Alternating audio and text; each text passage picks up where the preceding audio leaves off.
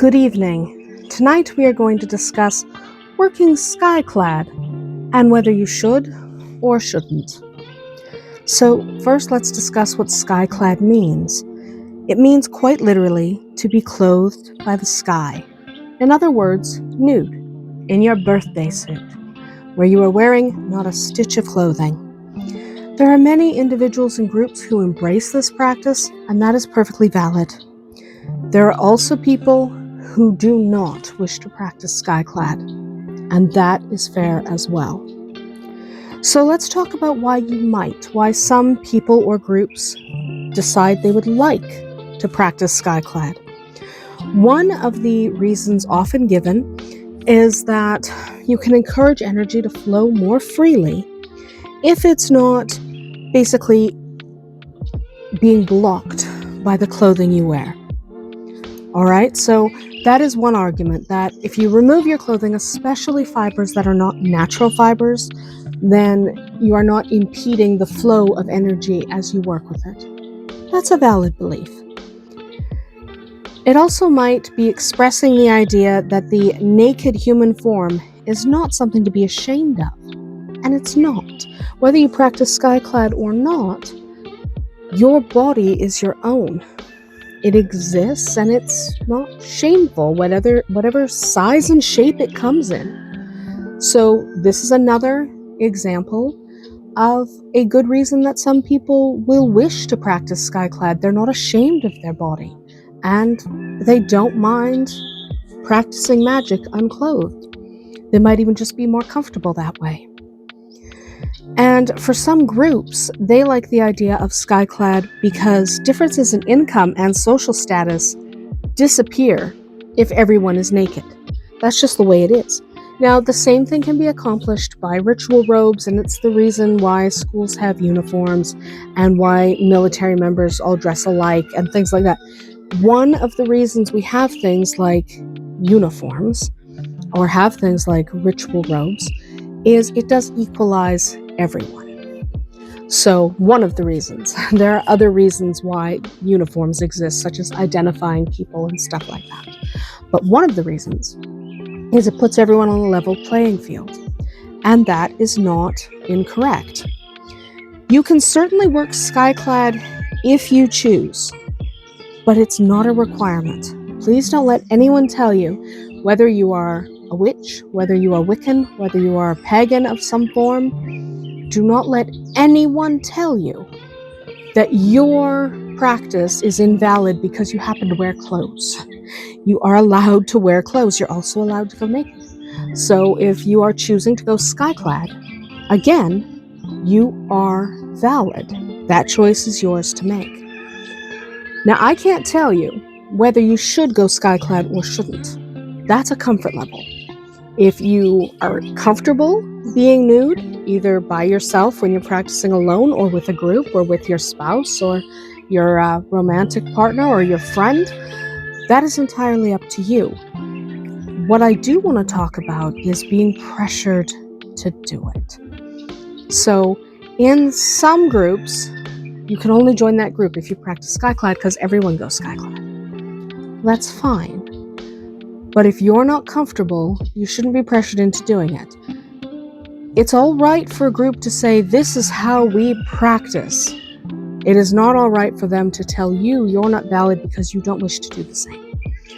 So, if you encounter a group that practices Skyclad, and you don't wish to do so, simply don't join that group. There are other groups, both online and possibly in your community, depending on where you live. So don't let anyone pressure you into that. Now, if you are working with a teacher or a mentor, and they insist you practice Skyclad, you may want to find another teacher or mentor if that doesn't align with your practices.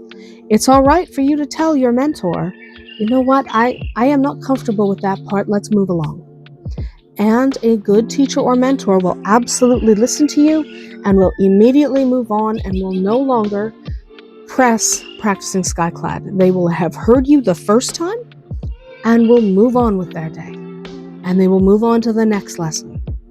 No one should be pressuring you to practice in the nude. It is not okay. So whether that is a teacher or a mentor, a group that you're hoping to join, a friend of yours, your spouse or partner, no one should be forcing you to take your clothes off if you don't want to do that. All right? Sometimes these lines get a little bit blurred because, frankly, it's easy to see religion and spiritual practices as set in stone, but they're not. If you do not buy into the idea of practicing Skyclad, you don't need to. There is zero reason you should have to do that if you don't wish to do so. So don't be pressured into it. Anyone who's pressuring you should not be in your life. Walk away from that teacher, that friend, that group, that spouse. If they are trying to pressure you into removing any of your clothing for any reason at all, you need to step away. And this, someone will ask, have I practiced Skyclad or do I practice Skyclad? I no longer do. I have on occasion in the past, not all the time, because I live where it gets very, very cold. I'm Canadian. And if you know anything about Canada, you know that the winter is not exactly balmy. It is just as cold and colder than people imply. So I never practiced always Skyclad, even in my younger years when I was finding out what practices worked for me and experimenting and trying everything on for size, including practicing Skyclad. So I never did it all the time because that's not practical where I live. It's just you're not practicing outside in the temperatures we get without any clothes on. And I do prefer to practice outside. So never was it a constant thing. Did I experiment with it in my younger years? Yes. Was it effective? Yes, when I was comfortable.